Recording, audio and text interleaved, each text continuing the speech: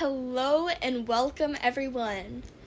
This is the fic Support Via Quirk Larceny by Flapjack09. This fic will have 13 chapters and 29,700 words. Alrighty. Summary. With a quirk that allows him to give and take other quirks, Izuku Midoriya should be a shoo-in for UA's heroics department. There's only one problem. He'd rather use his quirk to build gadgets than fight villains. Chapter 1. That One Support Kid. Despite it only being his second day of school, Katsuki Bakugo knew how UA operated. Their motto of Plus Ultra extended far beyond the heroics department. He knew that the Gen Ed, business, and support courses will be giving it everything they've got. After all, UA is one of the top schools in the country. You'd have to practically be a genius to get into the Gen Ed course.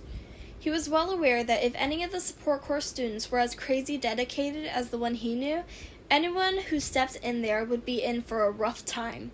As such, Katsuki found himself standing in front of the oversized doors of the support lab, silently dreading the prospect of having to open it. Regardless, Katsuki knew that this was a meeting that couldn't be delayed. Just as he was about to barge in, a huge explosion ripped through the doors, sending them off their hinges, and sending Katsuki tumbling to the ground.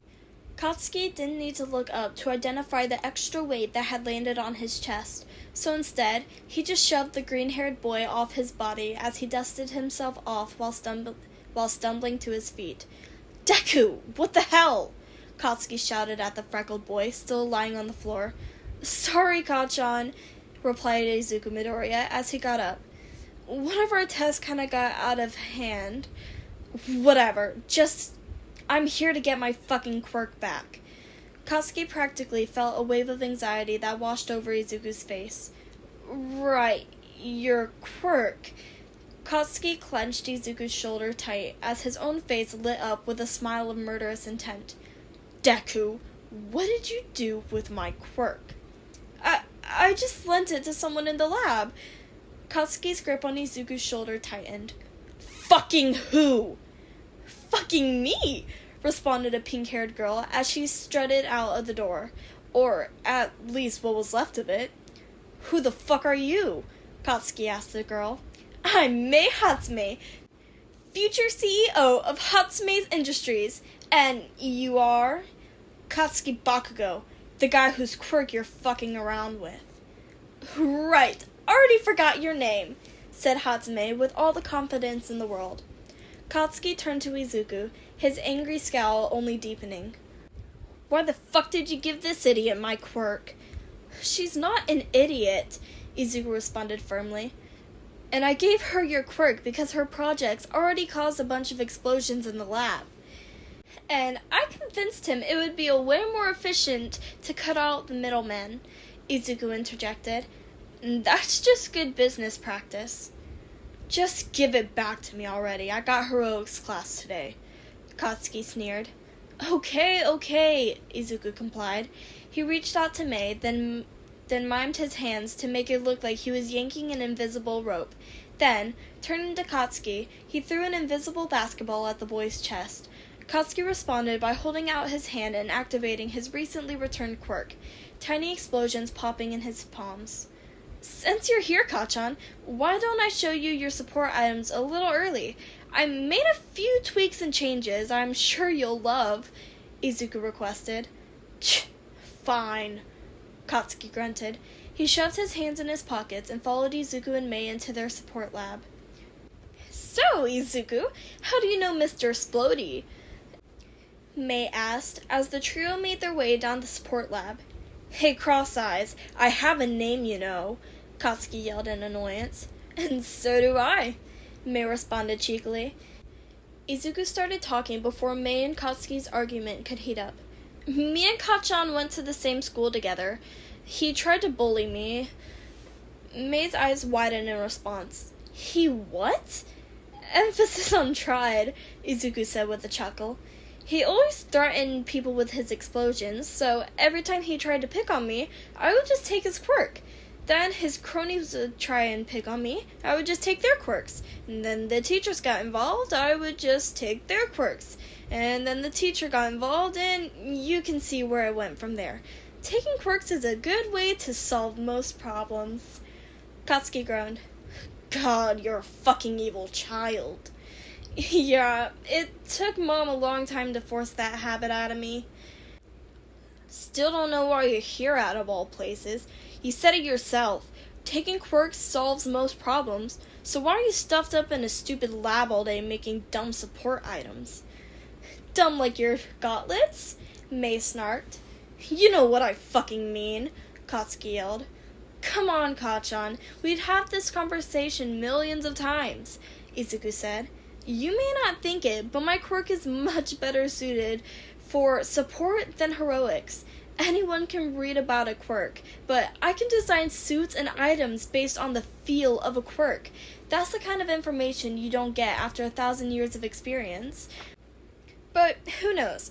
Maybe I would have considered heroics if our middle school didn't shove the idea down my throat every day for the past 3 years. You got me there, Katsuki admitted. That school fucking sucked. Besides, Izuku continued, if my special project turns out the way I planned, it'll leave a way bigger impact on heroics than I could ever have as a hero. May gasped. Are you gonna show him our baby? Katsuki choked on air. Your what? She means her inventions, Izuku clarified. But sure, why not? Izuku reached behind his back and pulled out a pair of large black circular goggles and strapped them to his face. He flipped the switch and 2 small green dots lit up on the goggles' lenses, obviously meant to replicate his pupils. May spoke up. My quirk is called Zoom. It allows me to see up to 5 kilometers away, but I mostly use it when working with smaller parts. May pointed at her yellow eyes, which had horizontal and vertical crosshairs going through the middle. Our new super specs can replicate my quirk almost flawlessly. It's a simple quirk, so it was pretty easy to replicate with technology, but this is only the beginning, Izuku exclaimed, his voice dripping with enthusiasm. Imagine what other kinds of quirks we could replicate with such support item. We could give Endeavor an ice quirk. We could give Ingenium a healing quirk. We could give Mount Lady a spatial awareness quirk. Most quirks are rooted in biology, so nothing's off the table. The possibilities are endless. Okay, you invented binoculars. Great fucking job, Katsuki interrupted. Now, are you gonna show me my gauntlets, or did you use those to copy my quirk too? I already replicated your quirk, Kachan. That's how I passed the entrance exam, but I have your gauntlets right here. Izuku reached behind his back and pulled out a gauntlet, shaped like a 4-round revolver, colored green and black to resemble the texture of a grenade. Katsuki stared at Izuku with equal parts confusion and exasperation. What? You had that on you the whole time?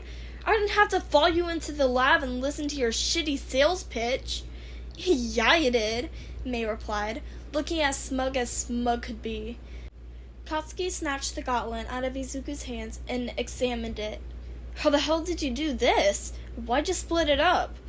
First of all, Izuku began explaining, with the amount of sweat stored in your old design, one blast could easily kill someone. Second of all, having more than 2 big blasts available at once is much more efficient, especially if you were, say, fighting a large horde of villains. They can still hold the same amount of sweat as the old designs. I just evenly distributed the firepower to give you more options. Fine, whatever. Don't want to get expelled for killing someone. Our hobo of a teacher is eager enough to pull the trigger as it is. Someone already got expelled? Izuku asked. Yeah, some short, grape-haired kid was perving on all the girls. Oh, well, I still have my dad's fire quirk. Want to help me burn his hero costume before you head to class? Fuck yeah. I'll go get the flamethrower, May shouted. You wanted to speak to me, sir? Toshinori Yagi asked as he entered his boss's office. Correct, replied Principal Nezu. There is a student in the support department with a rather unique quirk that I feel should be brought to your attention. Toshinori cocked an eyebrow. And who would that be? Izuku Midoriya, whose quirk allows him to give and takes other quirks. What? Toshinori yelled, blood spewing out of his mouth. Nezu chuckled. I had quite a similar reaction upon hearing the news myself, but rest assured, Yagi, I am almost certain that the boy has zero connections to any quirk-related boogeyman. Toshinori knew not to question the principal's better judgment, but in a situation like this, he couldn't help but be suspicious. And what makes you so certain? Nezu plopped a small stack of papers on his desk. I believe that the dozens upon dozens of DNA tests should deter suspicion of any familiar relation. Toshinori skimmed through the pile of papers. Pardon me for asking, but how did you obtain this many different DNA samples? Alright, this concludes the demonstration portion of the entrance exam. We'll be holding on to your creations for a few days so we can properly inspect them. Izuku nodded. Thanks, Power Loader. Just be careful with them. I put my blood, sweat, tears, spit, hair, sweat, nails, teeth, bone marrow, and sweat into them. What? It was crunch time. A lot of weird things happened during crunch time. Alright, but just because they're not related by blood doesn't mean All for One wasn't able to pass on, or God forbid, give a copy of his quirk to young Midoriya. I thought the same thing, Yagi, Nezu responded, his trademark mischievous smile never leaving his face. But based on the boy's actions, I have no reason to believe he's hiding any villainous agenda. Could you elaborate? All of Izuku Midoriya's support items share the common theme of replicating quirks to make heroes more efficient. The idea of giving heroes quirks seems rather counterintuitive for All for One's goals. Wouldn't you agree? Toshinori nodded hesitantly. And even if his plans were to rig his support items in order to bring harm to heroes, UA's level of security and safety precautions regarding all hero gear would make that impossible. Alright then, I suppose it is just a coincidence. Toshinori agreed, albeit with some level of reluctance. Excellent. I'll let you get back to your business on finding a successor, Nezu said, as he pushed a button to open the door to his office. And rest assured, Yagi, there shall be no villainous spies roaming around in my school. Somewhere, Yuga Aoyama sneezed. And that was Chapter 1. I hope you guys enjoyed, and thank you for listening.